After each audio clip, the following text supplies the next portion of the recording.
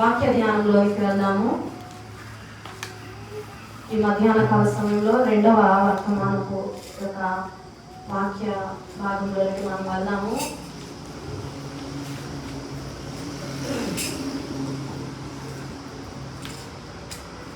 యెషయా గ్రంథము 35వ వచనము 1వ వచనాన్ని చదువుతున్నాం.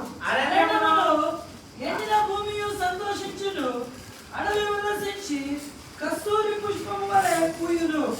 చాలండి. ఇక్కడ మనం చూసినట్లయితే అరణ్యమును ఎండిన భూమియు సంతోషించును, అడవి ఉల్లసించును, కస్తూర పుష్పము వలె పూయును. ఈ మాట ఎవరు పలుకుతూ ఉన్నారండి? యెషయా. యెషయా ఎవరు? సామాన్యమైన వ్యక్త? మనలాంటి వ్యక్త కాదు, గొప్ప ప్రవక్త. ఈ యొక్క యెషయా గ్రంథంలో క్రీస్తు ఎలా అయితే మరణిస్తాడో ఆ యొక్క మరణమును గురించి యెషయా భక్తుడు ముందుగానే ప్రవచన రీతిగా తెలియచేశాడు. అంతేకాకుండా ఈ యొక్క యెషయా గ్రంథంలో ఎన్నో వాగ్దానాలు, ఇది మొదలుకొని మీకు ఆశీర్వాదం కలుగునని, ఇలాంటివి చాలా వాగ్దానాలు ఈ యొక్క యెషయా గ్రంథంలో దేవుడు రాపించాడు. ఈ యెషయా భక్తుడు ఎలాంటి వాడు అంటే ఎంతో గొప్ప ప్రవక్త. అయితే ఈ యొక్క యెషయా గ్రంథంలో నుంచి 35వ అధ్యాయము 1వ చరణంలో దేవుడు మీతో నాతో మాట్లాడాలని ఉద్దేశించిన ఈ యొక్క మాట ఏమిటి అంటే, అరణ్యమును ఎండిన భూమియు సంతోషించును. అర్థమైందండి ఈ మాట? అరణ్యమును ఎండిన భూమి. ఈ యొక్క పరిస్థితి ఎప్పుడు వస్తుంది అంటే, వర్షం లేనప్పుడు ఎండిన భూమిగా భూమి ఉంటుంది. అంటే ఏలి వర్షం రాకుండా ప్రార్థన చేసినప్పుడు 3.5 సంవత్సరాలు భూమి ఎలా ఉందంట? ఎండిపోయి. భూమి ఎలా ఉంది అంటే ఆ భూమి పగిలి నెరలు విడిచి ఉంది. వర్షం లేకపోతే భూమి ఎలా ఉంటుంది? ఇప్పుడు వేసవి కాలంలో మనం నీళ్లు పోయకుండా ఉంటే ఆ భూమి మీద, అంటే నీళ్లు వాడకుండా ఉంటే ఆ భూమి ఎలా ఉంటుంది అంటే నెరలు విడిచి చూస్తుంది. అది ఎలా ఉంటుంది అంటే నీటి కొరకు ఎదురు చూస్తా ఉంటుంది. మనమందరము కూడా పొలాల్లోనికి వెళ్తాం. పొలాలు ఎలా ఉంటాయి? వర్షం పడినప్పుడు ఆ పొలాలు మనం పని చేసినప్పుడు పచ్చగా ఉంటాయి. పొలం వేసినప్పుడు, అంటే నారు వేసినప్పుడు ఎలా ఉంటుంది? పచ్చగా ఉంటుంది. నారు మొత్తం అయిపోయిన తర్వాత, పంట చేతికి వచ్చిన తర్వాత 6 నెలలు ఖాళీ ఉన్నప్పుడు ఆ భూమి ఎలా ఉంటుంది? ఎండిపోయి ఆ భూమి పగిలిపోయి ఉంటుంది. అరణ్యం ఎలా ఉంటుందండి? అరణ్యంలో చెట్లు ఉంటాయా? అరణ్యంలో ఎలాంటి చెట్లు ఉంటాయంటే, చెట్లు ఉంటాయి. ఎలాంటి చెట్లు ఉంటాయంటే ఎండిపోయిన చెట్లు, ముళ్ళ చెట్లు, ముళ్ళ తుప్పలు ఉంటాయి. అయితే ఈ మధ్యాహ్న కాల సమయంలో ఈ యొక్క వచనము నేను ఎందుకు మీతో మాట్లాడుతూ ఉన్నానంటే, ఒకవేళ నీ జీవితము, నా జీవితము ఇలాగే ఉందేమో, ఎండిన భూమిగా, అలాగే అరణ్యము వంటి జీవితము కలిగి మనం జీవిస్తున్నామేమో. ఈ యొక్క ప్రాంతంలో ఉన్న బిడ్డలు అలాంటి జీవితము జీవిస్తూ ఉన్నారేమో. ఒకవేళ ఈ సంఘము అలాంటి పరిస్థితులు ఎదుర్కొంటూ ఉందేమో. దేవుడు మీతో మాట్లాడుతూ ఉన్నాడు. ఏమని అంటే, సంతోషాన్ని ఇస్తానని. హల్లెలూయా, హల్లెలూయా. ఎంతమందికి సంతోషం కావాలి? అందరికీ సంతోషం కావాలి, అందరికీ ఉల్లాసం కావాలి, అందరికీ ఆనందం కావాలి. ఎంతసేపు ఏడుస్తానంటే ఊరుకుంటారా ఇంట్లో? ఏంటి పిల్ల ఎలా ఏడుస్తుంది, ఏడుపు కొట్టుది, మా ఇంటికి దరిద్రం పట్టుకుంది, ఇలాంటి మాటలు అంటారు. మన ఇంట్లో కానీ, మన సంఘంలో కానీ, మన ప్రాంతంలో కానీ మనం ఎలా ఉండాలని ఆశపడతామంటే సంతోషముగా, ఉల్లాసముగా ఉండాలని ఆశపడతాం. మనం మందిరంలోనికి వచ్చిన తర్వాత మనం ఎలా ఉండాలంట? సంతోషముగా. దేవుడు ఏం మాట్లాడతాడో, ఎండిన భూమి వర్షం కొరకు ఎలా అయితే ఎదురు చూస్తుందో అలా నీ హృదయము దేవుని యొక్క మాట కొరకు ఎదురు చూడాలి. దేవుని మాట కొరకు ఎదురు చూసినప్పుడు ఎండిన భూమి మీద వర్షం పడినప్పుడు ఎలా అయితే అది పీల్చుకొని, ఎలా అయితే అది ఆ వర్షపు నీరుని అబ్జర్వ్ చేసుకునిదో అలా నీ హృదయం కూడా ఉండాలి. ఎలా ఉండాలంట? ఎండిన భూమి నీళ్లు ఎలా అయితే పీల్చుకుంటుందో ఎండిన నీ హృదయము. ఒకవేళ నా హృదయం ఇలా ఉంది, ఎండిపోయి అరణ్యము అంటే హృదయం, నా హృదయం ఉంది అని అనుకుంటే, దేవుని యొక్క వాక్యము చెబుతా ఉంటూ ఉంటే, దేవుని యొక్క వాక్యం అనే నీరు నీ హృదయాన్ని తడుపుతా ఉంటే ఎలా ఉండాలంట? దానిని నీవు పీల్చుకొని దానిని నువ్వు స్వీకరించే వాడిగా నువ్వు ఉండాలి. అయితే కీర్తన గ్రంథము 107వ కీర్తన 35-36 చరణాన్ని మనం ఒకసారి చదువుకుందాము. కీర్తన గ్రంథము 107వ. అరణ్యమును నీటి మడుగుగాను, ఎండిన నేలను నీటి ఊటల చోటుగాను ఆయన మార్చి, వారు అచ్చట నివాసపురమును ఏర్పరచుకున్నట్లు పొలములో విత్తనములు చల్లి ద్రాక్ష తోటలు నాటి వాటి వలన సస్య ఫలము వృద్ధిని పొందునట్లు ఆయన ఆకలిగొను వారిని అచ్చట కాపురం ఉంచాలండి. ఇక్కడ ఎలా ఉంది? ఎండిన అరణ్యమును నీటి మడుగుగాను, ఎండిన నేలను నీటి ఊటల చోటుగాను ఆయన మార్చును. ఇక్కడ ఎవరు మారుస్తారంట? మనుషులు మారుస్తారా? నీ హృదయము ఎండిన భూమిగా ఉంది అంటే మనుషుల దగ్గరికి వెళ్తే నీ హృదయము సంతోషముగా, ఉల్లాసముగా, నీటి మడుగుగా మారుతుందండి? మారుది. ఎవరి దగ్గరికి వస్తే మారుతి అంటే ఆయనే మార్చగలిగిన దేవుడు. ఈ మధ్యాహ్న కాల సమయంలో ఇలాంటి పరిస్థితిలో ఉన్న హృదయాలను దేవుడు నీటి మడుగులుగా మార్చునుగాక. ఆమేన్, ఆమేన్, హల్లెలూయా, హల్లెలూయా. నీ యొక్క కుటుంబం ఒకవేళ ఎండిన భూమిగా, ఒకవేళ అరణ్యముగా నీ జీవితం ఉంది అంటే దేవుడే నీ జీవితాన్ని, నీ కుటుంబ పరిస్థితిని మార్చగలిగిన దేవుడు. అయితే దేవుని దగ్గరికి వచ్చి దేవుని యొక్క వాక్యాన్ని నీవు స్వీకరిస్తే, దేవుని యొక్క వాక్యం అనే నీటి దగ్గరికి నీవు వస్తే దేవుడు ఎలా మారుస్తాడంట? నీటి మడుగుగాను, అంతేకాకుండా ఎలా మార్చుతాడంట? నీటి ఊటలు నీచు చోటుగాను ఆయన మార్చును. వారు అచ్చట నివాస పూర్వమును ఏర్పరచుకొనెను. నీవు నీ నివాసాన్ని అరణ్యములో కాకుండా నీటి మడుగు చోటులోనికి తీసుకొని వెళ్ళాలి అంటే ఎక్కడికి రావాలంట? దేవుని దగ్గరకు రావాలి. లోకంలోనికి వెళ్తే ఆ యొక్క నివాస పూర్వము సంతోషంగా నీటి మడుగు దగ్గర ఉన్న సంపూర్ణ ఆశీర్వాదాలతో ఉంటుందండి? ఉండదు. అరణ్యంలో ఏముంటది? ముండ్ల చోట్లు, అలాగే ముండ్ల చెట్లు, ఇంకా ఎండిన చెట్లు ఉంటాయి. నీటి మడుగు కనబడుతుందా? కనబడదు. అయితే దేవుని దగ్గరికి, దేవుని యొక్క మందిరంలోనికి వస్తే దేవుడు ఎలా మార్చుతానంటున్నాడంటే నీ దగ్గరకు నివాస పూర్వము మార్చేదానిగా నిన్ను ఉంచుతానంటున్నాడు. అంటే నీ దగ్గరకు అనేక మంది వచ్చి నివాసం ఉండేలాగా చేస్తానంటున్నాడు, ఏర్పరుచుతానంటున్నాడు. నీ దగ్గరకు అంటే నీకే అరణ్యము వంటి జీవితము, నీవే నివాసము ఉండటానికి అవకాశం లేని జీవితాన్ని జీవిస్తున్నావు. కానీ దేవుడు ఏమంటున్నాడంటే అనేక మందిని నీ దగ్గరికి వచ్చి నివాసం ఉంచేదానిగా ఉంచుతానని దేవుడు ఈ మధ్యాహ్న కాల సమయంలో కీర్తన గ్రంథము 107వ వచనం, 107వ అధ్యాయము 35-36 చరణంలో తెలియజేస్తూ ఉన్నాడు. నీ రీతిలో ఉండాలి అంటే ఎలా ఉండాలంట? ఎలా ఉండాలి? దేవుని దగ్గరికి వచ్చి దేవుని యొక్క నీటిని స్వీకరించేదానిగా ఉండాలి. అలా దేవుని దగ్గరికి వచ్చి దేవుని యొక్క నీటి కొరకు, దేవుని యొక్క ఆశీర్వాదాల కొరకు ఎదురు చూసిన వ్యక్తిని గురించి నేను మీతో పంచుకోవాలని ఆశపడుతున్నాను. ఇక్కడ కీర్తన గ్రంథము 107వ కీర్తన 35-36లో మనం చూసాం. అచ్చట ఏమున్నాయంట? నీటి ఓటలను ఇచ్చేదిగా ఉంది. ఏంటిది? అరణ్య భూమి. అరణ్యము నీటి ఊటలను ఇచ్చేదిగా ఉంది. అంతేకాకుండా నివాస పూర్వము ఏర్పరిచేదిగా ఉంది. అంతేకాకుండా మూడవది అక్కడ ఏముంది అంటే సస్య సమృద్ధి ఉంది. అక్కడ ఏముంది అంటే వృద్ధి ఉంది, అభివృద్ధి ఉంది. అరణ్యంలో అభివృద్ధి ఉంటుందండి? ఎండిన భూమి దగ్గర అభివృద్ధి ఉంటుందా? ఫలాలు ఉంటాయా? ఉండవు. కానీ దేవుడు ఏమంటూ ఉన్నాడంటే నీవు అలాంటి పరిస్థితుల్లో ఉన్నా కానీ దేవుని దగ్గరికి వస్తే నీవు ఎలా ఉంటావు అంటే నీవు వృద్ధి కలుగజేసేదానిగా, నీవు ఫలం ఇచ్చేదానిగా, నీవు నీటి మడుగుగా అనేకులకు నీ నివాసము ఇచ్చేదానిగా ఉంచుతానని దేవుడు ఈ మధ్యాహ్న కాల సమయంలో వాగ్దానము చేస్తూ ఉన్నాడు. హల్లెలూయా, హల్లెలూయా. ఆదికాండము 21వ అధ్యాయము 41వ వచనము చూద్దాము. ఆదికాండము 21వ అధ్యాయము 14వ వచనము.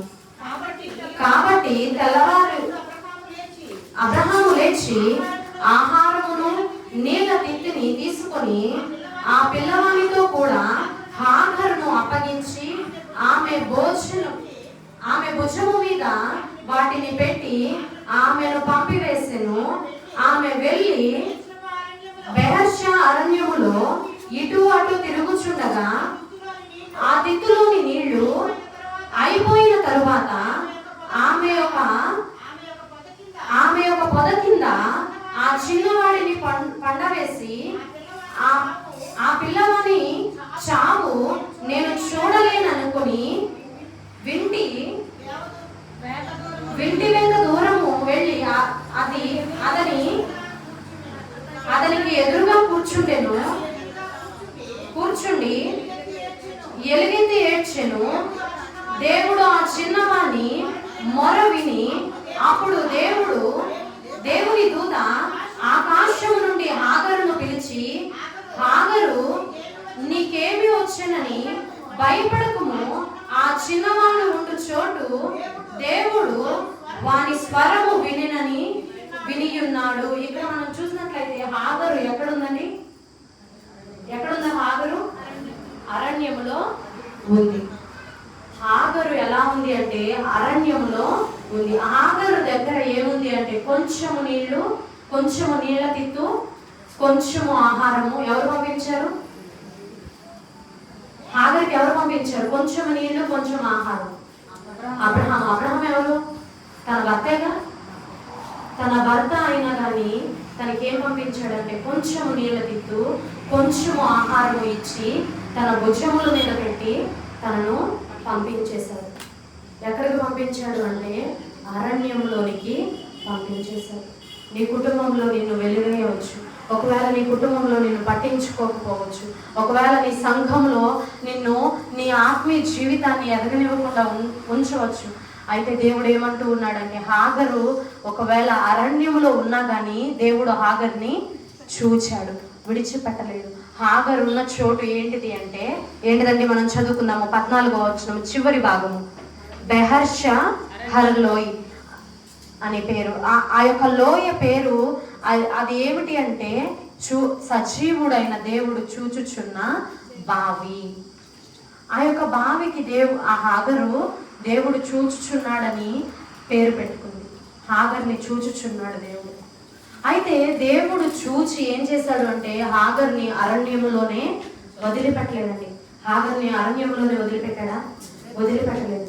హాగర్కి ఒకవేళ కొంచెము ఆహారము, కొంచెము నీళ్ళనే తన భర్త ఇచ్చినప్పటికీ కూడా హాగర్ని దేవుడు ఎలా చేశాడు అంటే ఆదికాండము 20వ అధ్యాయము 11 నుంచి 18వ వచనం మనం చూసినట్లయితే చదవవలసిన లేదు. 18వ వచనం మనం చదువుదాము. నాకు ఇచ్చిన సమయం అయిపోతా ఉంది. ఏలయనగా అబ్రహాము భార్య అయిన 12వ అధ్యాయము 25వ అధ్యాయము 18వ వచనం. 25వ అధ్యాయము 12 అష్షూరులకు వెళ్ళు మార్గమున 25:18 వారు అష్షూరు మార్గమున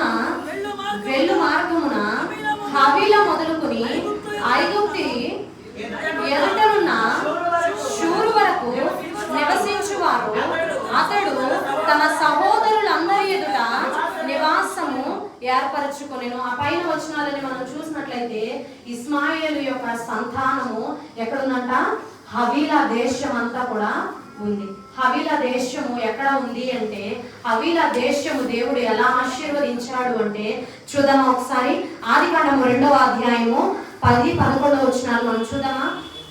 మరియు ఆ తోటను తడుపుటకు ఏదేనులో నుండి ఒక నది బయలుదేరి అక్కడ నుండి చీలిపోయి 4 శాఖలాయెను. మొదటి దాని పేరు పీషోను. అది హవీలా దేశము చుట్టూ పారుచున్నది. అక్కడ బంగారం ఉన్నది. ఆ దేశము బంగారము శ్రేష్టమైనది. అక్కడ బోలము గోమేదకము దొరుకును. ఇక్కడ హాగరు జీవితం ఎలా ఉందంట? మొదట అరణ్యము జీవితం, కానీ దేవుడు చూచిన తర్వాత ఎలా మారింది? హవీలా దేశము. హవీలా దేశంలో తన కుటుంబము నివసించుచుండగా దేవుడు ఏం చేశాడు అంటే అక్కడ హవీలా దేశము చుట్టూరు కూడా బంగారము పారచేశాడు. అరణ్యము వంటి జీవితాన్ని దేవుడు బంగారముగా, అక్కడ ఉట్టి బంగారం ఉందండి, 24 క్యారెట్స్ బంగారం అంటే విలువైనది. 1 గ్రామ్ గోల్డ్ లేదంట అక్కడ, శ్రేష్టమైన బంగారం. మనం పెట్టుకుంటాం కదా చెవులకి, మనం ఏం పెట్టుకుంటాం? 1 గ్రామ్ గోల్డ్ పెట్టుకుంటాం, రోల్డ్ గోల్డ్ పెట్టుకుంటామా? ఏం పెట్టుకుంటాం? 24 క్యారెట్ గోల్డ్ని కొనుక్కొని పెట్టుకుంటాం. అయితే దేవుడు ఏం చేస్తున్నాడంటే, హాగరు జీవితంలో, హాగరు పరిస్థితి అరణ్యము వంటి పరిస్థితి అయినప్పటికీ కూడా దేవుడు శ్రేష్టమైన బంగారాన్ని హవీలా దేశము చుట్టూరు కూడా ఉంచాడు. అంతేకాకుండా అక్కడ ఏం చేశాడంటే దేవుడు, అక్కడ శ్రేష్టమైన బంగారముతో పాటు బోళమును గోమేదకమును అక్కడ పారజేశాడంట. దేవుడు దొరికేలాగా చేశాడు. హవీలా దేశాన్ని దేవుడు ఆశీర్వదించాడు. హాగరు అక్కడ నివసించడం మూలంగా దేవుడు హాగరుకు వాగ్దానం చేశాడు. ఏమని అంటే, దేవుడు నిన్ను చూచుచున్న దేవుడు ఈ మధ్యాహ్న కాల సమయంలో అరణ్యము వంటి పరిస్థితులను నువ్వు ఎదుర్కొంటున్నట్లయితే దేవుడు హాగర్ని చూచినట్లుగానే నిన్ను కూడా చూచి ఏమంటున్నాడంటే, శ్రేష్టమైన బంగారముతో, శ్రేష్టమైన ఆశీర్వాదాలతో, శ్రేష్టమైన దీవెనలతో నేను నింపుతానని దేవుడు వాగ్దానము చేస్తానంటున్నాడు. దేవుడు ఎప్పుడు ఈ వాగ్దానాలను నెరవేరుస్తాడు అంటే, దేవుడు చూచేలాగా నీవు ఉండాలి. ఎలా ఉండాలంట? దేవుడు చూచేలాగా. నీవు దేవుణ్ణి ఎప్పుడు చూస్తావు అంటే, నీ కష్టాల్లో, నీ ఇబ్బందుల్లో, నీ అనారోగ్య పరిస్థితుల్లో నీవు దేవుణ్ణి చూస్తావా లేదా? అలాంటి పరిస్థితుల్లో ఉన్నప్పుడే నువ్వు చూస్తావు. అన్ని మంచిగా ఉన్నప్పుడు, మంచి గృహం కట్టుకొని, నాకు మంచి ఆరోగ్యం ఉంది, నాకు మంచి ధనధాన్యాలు ఉన్నాయి అన్నప్పుడు మనం చూస్తామా? ఏ కష్టము, ఏ ఇబ్బంది లేదు అన్నప్పుడు మనం చూస్తామండి దేవుని వైపు. అప్పుడు మనకి దేవుడు అక్కర్లేదు, దేవుని మందిరం అక్కర్లేదు, దేవుని వాక్యము అస్సలే అవసరం లేదు. ఎప్పుడు అవసరం అయింది అంటే, మనకి కష్టాలు, దుఃఖాలు, అరణ్యము వంటి జీవితము, ఎండిన భూమి వంటి జీవితం ఉన్నప్పుడే దేవుని యొక్క వాక్యము అవసరం. హాగరుకి ఎలా ఉంది అంటే, అక్కడ హాగరు జీవితము తన భర్త విడిచిపెట్టింది. తన దగ్గర ఉన్న పసిపిల్లోని ఎత్తుకుని చేతిన పెట్టుకుని హాగరు అరణ్యంలోనికి వెళ్ళిపోయినప్పుడు దేవుడు తనని చూచాడు. దేవుడు హాగర్ని చూచేలాగా ప్రార్థన చేసింది. ఎలుగెత్తి ఏడ్చింది. ఎలా ఏడ్చిందంట? ఎలుగెత్తి ఏడ్చిందంట. నీ కుటుంబం బాగాలేదని, నీ సంఘ అభివృద్ధి రావట్లేదని ఎప్పుడైనా ఎలాంటి ప్రార్థన చేసావా? నా కుటుంబంలో నా భర్త మారట్లేదండి, నా బిడ్డలు నా మాట వినట్లేదండి, నా యొక్క పరిస్థితి ఇంకా దిగజారిన పరిస్థితుల్లానే ఉంది. ఇలాంటి పరిస్థితి అరణ్యము వంటి పరిస్థితి. కానీ నీ వెలుగెత్తి ఏడవు. ఎలా ఉంటుంది అంటే, కొంతసేపు వాక్యం లేట్ అయితే వాక్యం లేటుగా చెప్తున్నారు, వాక్యం ముగించట్లేదు, ఇచ్చిన టైం అయిపోయింది. కొంతసేపు వాక్యం వినటానికి మనకి బాధ, కొంతసేపు దేవుని మందిరంలో గడపడానికి బాధ. అదే కరువు పనికి వెళ్ళాలంటే కరెక్ట్గా 7 మన పనులన్నీ అయిపోతే అవుతాయి అవ్వా. కరెక్ట్గా వెళ్తామా లేవా? వెళ్ళే వాళ్ళందరూ చేతులు వెళ్తాండి. కరెక్ట్గా టైంకి వెళ్తామన్న వాళ్ళు వెళ్తాంగా. కొంతసేపు ఫోటో తీయటానికి అధికారులు లేటుగా వస్తున్నారంటే అక్కడే కూర్చుంటామా? లేకపోతే ఆ రోజు కూలి రాదు ఫోటో తీయకపోతే. కానీ దేవుని మందిరంలో కొంచెం సేపు లేట్ అయితే మాత్రం కూర్చోలేము. కింద పొడుస్తా ఉంటది, లెగిసిపోయి వెళ్ళిపోవాలి. అవునా కదా? దేవుని మందిరంలో మన యొక్క ప్రవక్తలను జాగ్రత్తగా కాపాడుకుంటూ దేవుని యొక్క వాక్యం వినటానికి ఆసక్తి చూపిస్తే దేవుడు హాగర్ని చూచి, హాగర్ని ఎలా అయితే ఆశీర్వదించాడో నిన్ను నన్ను కూడా అలాగే ఆశీర్వదిస్తాడు. లేట్ అవుతుంది కదా, దేవుడు ఆశీర్వాదం రావట్లేదని హాగర్ లేచి వెళ్ళిపోతే ఈ ఆశీర్వాదం వచ్చేది కాదు. హాగరు జీవితంలో ఇలాంటి ఆశీర్వాదం పొందుకునేదండి.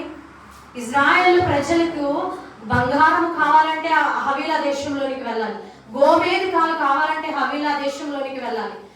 ఇంకా ఏముంది? బోరం కావాలంటే ఎక్కడికి వెళ్ళాలి? హవీలా దేశంలోనికి వెళ్ళాలి. ఇజ్రాయేల్ ప్రజలు ఈ బంగారమును, ఈ యొక్క గోమేధికాన్ని, ఈ యొక్క బోలాన్ని హవీలా దేశంలోనికి పెట్టాడు. ఇజ్రాయేల్ ప్రజలందరూ కూడా ఈ యొక్క హవీలా దేశంలోనికి వెళ్తే వారికి దొరుకుతాయి. మనం కూడా లోకంలో ఉంటే దొరకదండి. దేవుని మందిరంలోనికి వస్తే, దేవుని యొక్క వాక్యం వింటే, దేవుని యొక్క వాక్యాన్ని విని, దేవుని యొక్క మాటలు మనం శ్రద్ధగా వింటేనే మనకు ఆశీర్వాదాలు దొరుకుతాయి.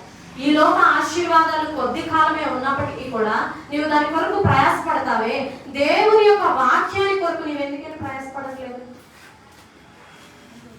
దేవుని యొక్క మాటలు నువ్వు వినడానికి ఎందుకు ఆసక్తి చూపును? మనకి ఏదైనా పని ఉంటే మనం ఏం చేస్తాం? ఆదివారాన్ని విడిచిపెట్టైనా వెళ్తాం. ఏదైనా ఫంక్షన్ ఉంటే క్రమ ప్రార్థనలు విడిచిపెట్టైనా వెళ్ళమా? ఒప్పుకోవాలి.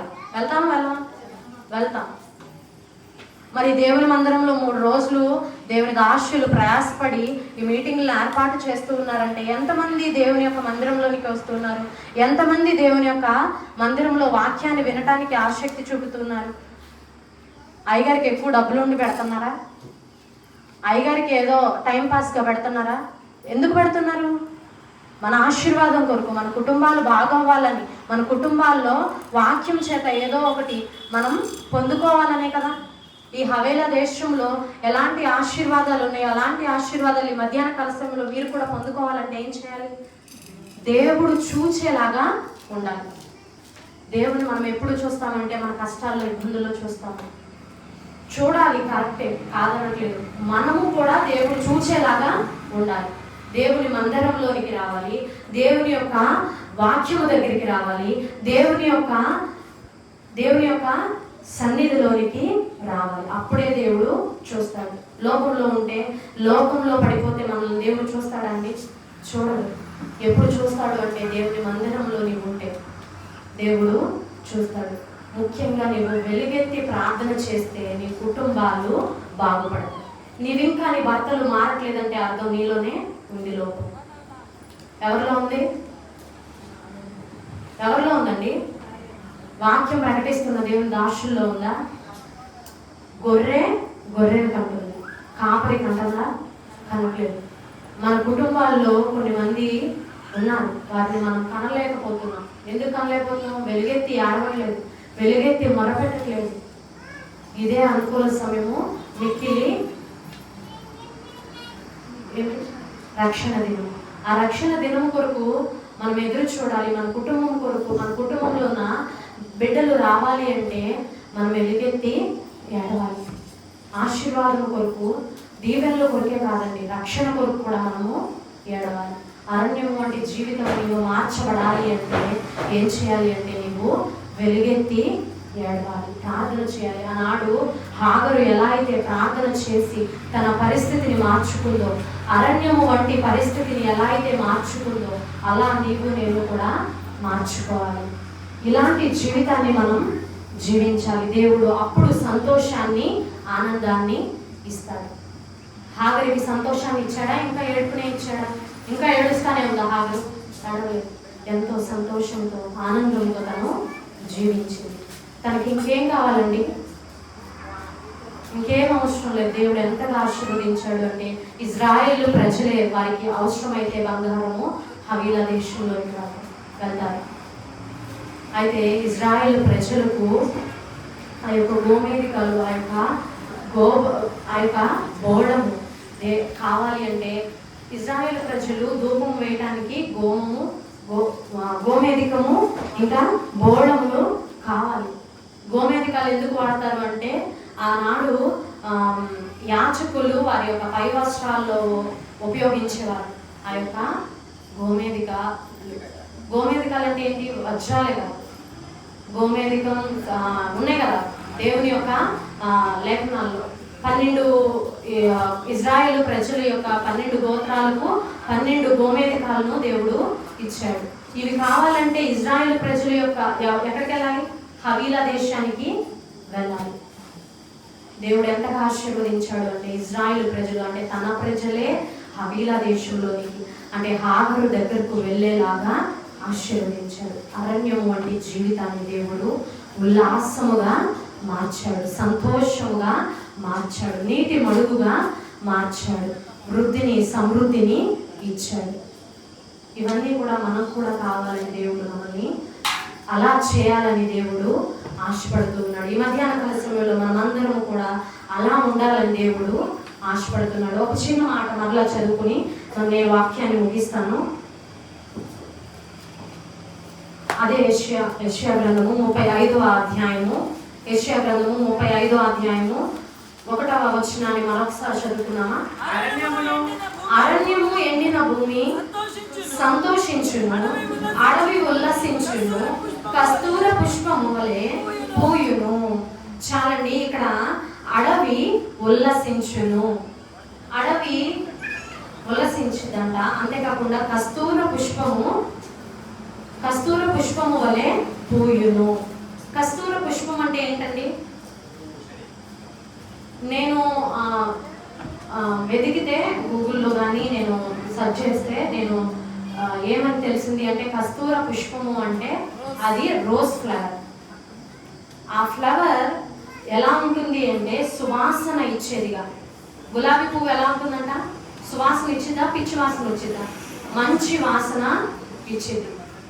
అంతేకాకుండా అది ఎవరు సృష్టించారు అంటే దేవుడే సృష్టించాడా లేదా? గులాబీ పువ్వుని మానవులు సృష్టించారా? ఆదిలోనే దేవుడు పువ్వులను, చెట్లను, మొక్కలను దేవుడు సృష్టించాడు. ఆ యొక్క అడవిలో ఉల్లాసం ఉంటుందంట. అంతేకాకుండా కస్తూర పుష్పము పూయునట్లు పూయును. అక్కడ మనం చూసినట్లయితే ఆ కస్తూర పుష్పము, ఆ రోజ్ ఫ్లవర్ ఎలా ఉంటుంది, దేనికి ఉపయోగిస్తారు అంటే సుగంధ ద్రవ్యాలకు ఉపయోగిస్తారు. అంతేకాకుండా పరిమళ వాసనకు ఉపయోగిస్తారు. సెంట్లకు మనం కొట్టుకుంటాం కదా పర్ఫ్యూమ్స్, దాంట్లో ఆ యొక్క గులాబీ యొక్క రేకులు కానీ ఆ యొక్క కొమ్మల్ని కానీ ఉపయోగిస్తారంట. అది ఎలా ఉంది అంటే సువాసన ఇచ్చేదిగా ఉంది. ఈ కస్తూర పుష్పములో మన జీవితానికి తీసుకోవాల్సిన ఆ యొక్క భాగం ఏమిటి అంటే ఆ పుష్పం ఎలా ఉంటుందంట? సువాసన ఇచ్చేదిగా ఉంది. నేను ఇంకా 2 మాటలు చెప్పి ముగిస్తాను, మీరు టైం అయితే చూడవసరం లేదు. ఎలా ఉంటుంది అంటే అది సువాసన ఇచ్చేదిగా ఉంటుంది. గులాబీ పువ్వు ఎలా ఉంది? సువాసన ఇచ్చేదిగా ఉంది. నీ జీవితం, నా జీవితం వాసన ఇచ్చేదిగా ఉందా? కంపు కొట్టేలాగా ఉందా? మంచి సాక్ష్యం ఇచ్చేదిగా ఉందా? లేదా చెడ్డ సాక్ష్యం మన నుంచి వెళ్తూ ఉందా? ఈ గులాబీ పువ్వుని మనం చూస్తే కాళ్ళ కింద వేసి తొక్కుతామండి? తొక్కం. జాగ్రత్తగా తీసుకొని తలలో పెట్టుకుంటామా? మన సాక్ష్యం కూడా ఎలా ఉండాలి అంటే జాగ్రత్తగా. దేవుడు ఏమంటున్నాడు? బలా నమ్మకమైన మంచి దాసుడా అని పలకాలి నీ నా సాక్ష్యాన్ని బట్టి. మన సాక్ష్యాలు కంపు కొట్టేదిగా ఉంటే దేవుడు ఆ సాక్ష్యాన్ని పలకడు. నీ సాక్ష్యం, నా సాక్ష్యం ఎలా ఉండాలంటే ఈ కస్తూర పుష్పం ఎలా అయితే సువాసన భరితంగా ఉందో అలా నీ సాక్ష్యం, నా సాక్ష్యం ఉండాలి. అంతేకాకుండా అది దేనికి ఉపయోగిస్తాము అంటే ఆరాధనకు, అంటే దేవునికి పెట్టి మనం ఆరాధించేదిగా.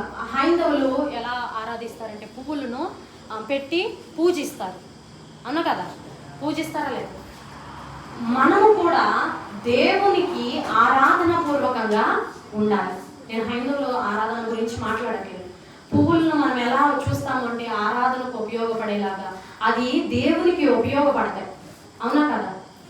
పాత నిబంధన గ్రంథంలో ఆ పువ్వులను తీసుకువెళ్ళి ఏం చేసేవారు అంటే ఆ యొక్క బలిపీఠం ముందు ధూపం వేసేవారు, ఉపయోగించేవారు. ఆ యొక్క సువాసన, ఇంపైన వాసన యెహోవా స్వీకరిస్తాడు అని చెప్పి. అయితే అలాగే మనం కూడా, మన జీవితం కూడా ఎలా ఉండాలి అంటే మన జీవితం దేవునికి ఆరాధన పూర్వకంగా ఉండాలి. మంచి సాక్ష్యం. ఈ యొక్క పువ్వు నుంచి మనం ఏం నేర్చుకోవచ్చు?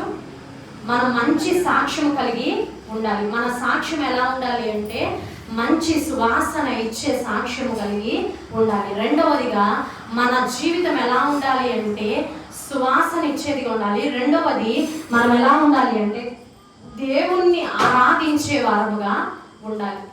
చాలా మంది ఏం చేస్తారంటే యూత్ అయితే ఎవరిని ఆరాధిస్తారు? సినిమా హీరోల్ని, ఇంకా సినిమా హీరోయిన్స్ ని ఆరాధిస్తారు. సెల్ ఫోన్ అంట అయ్యో చెప్తున్నారు. సెల్ ఫోన్ కూడా ఆరాధిస్తారు. చాలా జాగ్రత్తగా భద్రంగా కాపాడుకుంటారు. కానీ మనం ఎవరిని ఆరాధించాలి అంటే మనల్ని తయారు చేసిన క్రీస్తుని, దేవాతి దేవుణ్ణి ఆరాధించాలి. మనల్ని చెట్టును కూడా దేవుడే తయారు చేస్తాడు. అది ఎలా ఉంది అంటే దేవునికి ఆరాధన పూర్వకంగా అది బ్రతుకుతా ఉంది, అది జీవిస్తూ ఉంది. మనము కూడా జీవించాలి. ఎలా జీవించాలి అంటే దేవునికి ఆరాధన పూర్వకంగా జీవించాలి మన జీవితం. ఎంతమంది దేవుని హృదయపూర్వకంగా ఆరాధిస్తారండి? దేవుని యొక్క రెండవ ఆజ్ఞ ఏమిటి? నీ హృదయపూర్వకంగా దేవుణ్ణి ఆరాధించాలి. నీ బలమును, నీ పూర్ణ శక్తిని, నీ పూర్ణ బలమును, పూర్ణ ఆత్మతో నీవు దేవుణ్ణంట ఆరాధించాలంట. మనకి ఇచ్చిన రెండవ ఆజ్ఞ. ఆ ఆజ్ఞను మనం పాటించాలి. ఈ పుష్పము మనకు ఆ ఆజ్ఞను గుర్తు తెస్తుందా లేదా? ఆరాధన చేయాలి. మొట్టమొదటిగా మనం ఒక్కసారి నేను చెప్పిన వాక్యం అంతా ఒకసారి మీకు గుర్తు చేస్తాను. ఎండిన భూమి అలాగే అరణ్యము ఎలా ఉంది అంటే, ఎలా ఉందంట? నీటి మడుగుగాను, అంతేకాకుండా నీటి ఓటగాను, అంతేకాకుండా అది ఫలములు ఇచ్చేదిగా. ఎప్పుడు ఇచ్చిద్దని? అరణ్యం ఎప్పుడు ఇచ్చిద్దని? దేవుని యొక్క నీరు తడిపినప్పుడు, అంటే వాక్యము నీ హృదయము తడిపినప్పుడు, నీ అరణ్యము వంటి హృదయము నీటి ఊటగాను వృద్ధి కలుగజేసేది, అంటే సఫలముగా ఫలాలు ఇచ్చేదిగా.